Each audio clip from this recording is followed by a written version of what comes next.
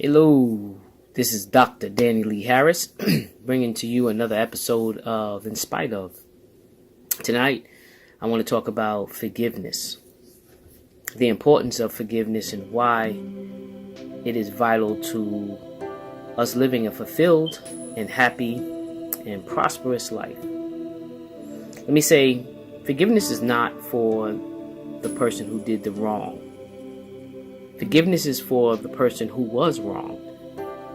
Forgiveness is for the person that was hurt, devastated, lied on, cheated on,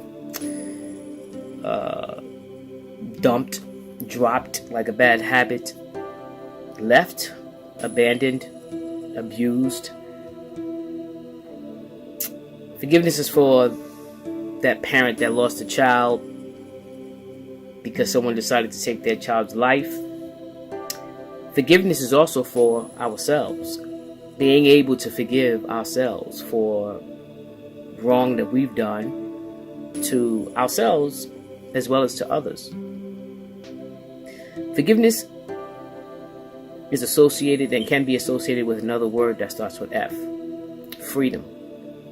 Because when you forgive, you free yourself. It is very easy for us to stay in a place of being upset, being angry, being hurt by people who do things to us that devastate our world. It's very easy to stay there.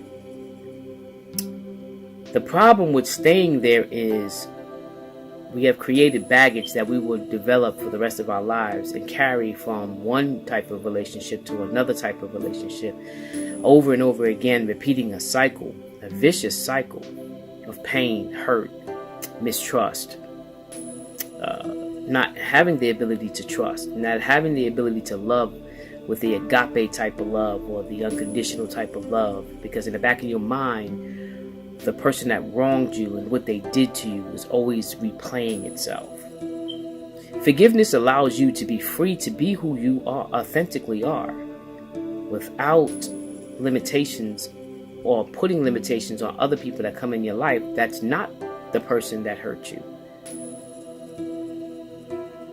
I used to often wonder why therapists always asked us about our childhood when talking to a person.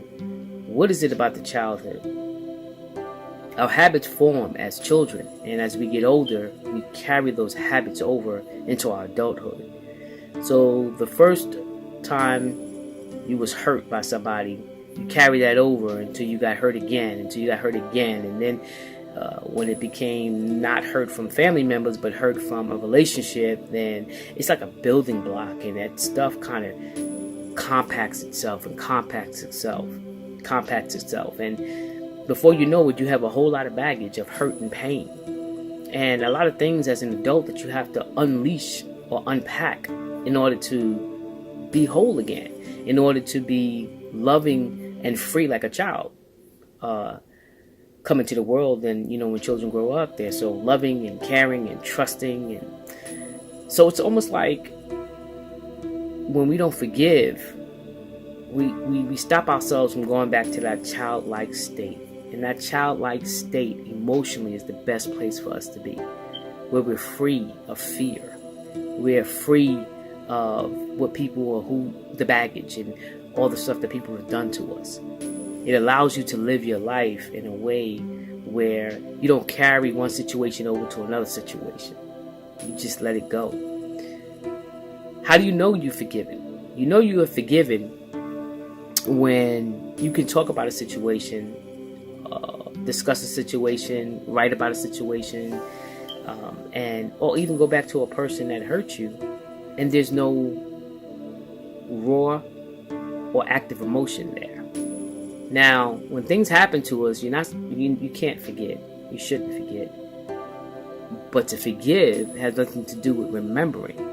When you have forgiven, the emotions that happened when that situation happened is no longer there. They're no longer active and present and prevailing in our lives. We've let that emotion go.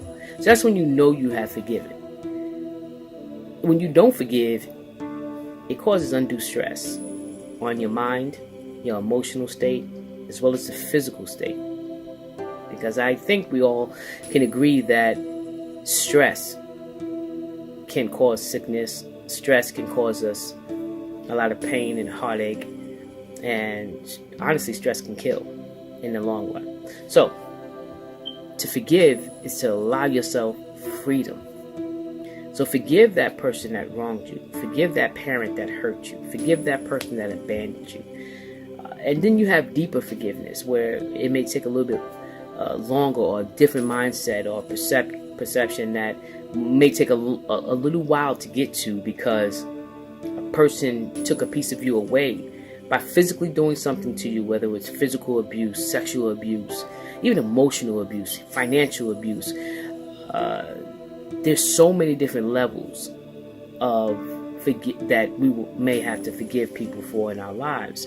But once we grasp the reality that forgiveness is a gift to oneself, and that has nothing to do with the person who wronged us, but everything to do with us living a life that's fulfilled, happy, and whole. And that's the key word, whole. That WHOLE is what we strive to be, because when you're living whole, you're not only free, but you're living the happiest life. And although contrasts will come, issues will come, people will still come, people may hurt you, you never know, you can never reach a level of agape love, or a level of no fear, without trusting again wholeheartedly, without loving again wholeheartedly, without forgiving everyone in the path, and in your life, and in your past, in your present, and those that will come in the future, in order for us to live. I know I've been hurt many times by many people in many different facets of my life, over and over again. And I didn't make it this far in life without being unscathed. And I'm pretty sure that's your story as well. A lot of people have been hurt in many different facets in life. But I have come to the realization that in order for me to live my best life now, and in this moment, I can't be plagued down by things that have happened in my past, and not allowing myself to forgive those that have hurt me deeply. I've had some people cross me in very horrible ways. And I'm going to end with a story. And if you like this video, please like it, share it, subscribe to the channel, hit the bell notification. I will be posting videos daily as I'm building my channel and really trying to help build a community of new way thinkers and people who take their lives in their hands and take control over the things that have happened, and understand this thing called life, and understand how beautiful life can be by turning your trials into triumphs.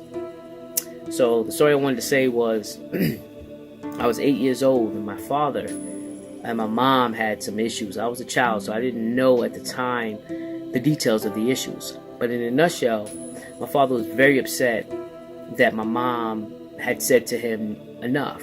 She found out he was a bigamist. She found out he had staircase children all over the place, a lot of kids. She found out that things that he lied to her about in her life. And my mom said no more. And when she said no more, my dad couldn't take it. He did not want her to leave him. So he had called my grandmother this particular morning when I was 8 years old. And he told my grandmother, I'm going to take your daughter's head off and I'm going to roll it down your street. And he came to Harlem, which is where I grew up, and he came to our door and knocked on our door. And long story short, he busted in the door. My mom had opened the door and had the little chain on the door. And he busted in the door and he grabbed my mom and he tried to choke her out at first. And a whole lot of things took place. My sister, who was 9 at the time, and I was there. And he wound up dragging my mom to the kitchen. And he slit my mom's throat from ear to ear. And I remember it like it happened yesterday. And I was 8 years old. But I remember saying, growing up with this feeling of betrayal and the fact that I was so hurt by what he did. Now, my mother did not die from that incident. She actually survived. The police was able to subdue my father, come into the apartment and subdue my father. And she didn't die then.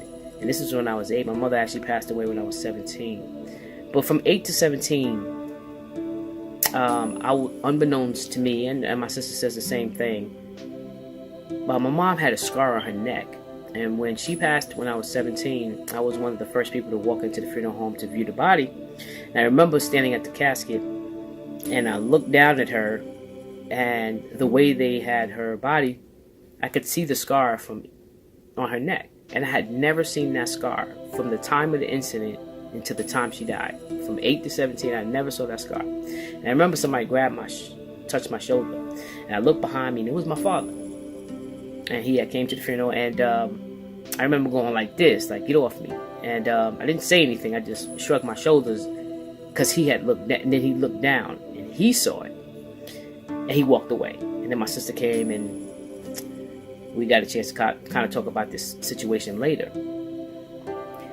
But it was in that moment that I realized that I was still boggled down by almost hatred for this man. And I had to forgive him, because if I didn't forgive him, it was going to destroy the rest of my life.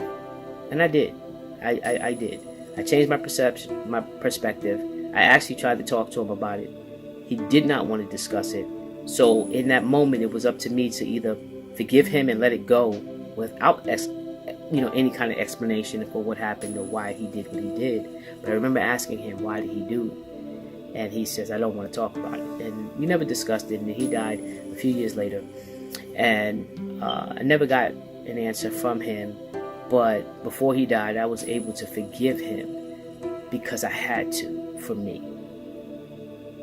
And also, I knew one very important lesson my mom taught me. She forgave him as well. She forgave him back when I was 8.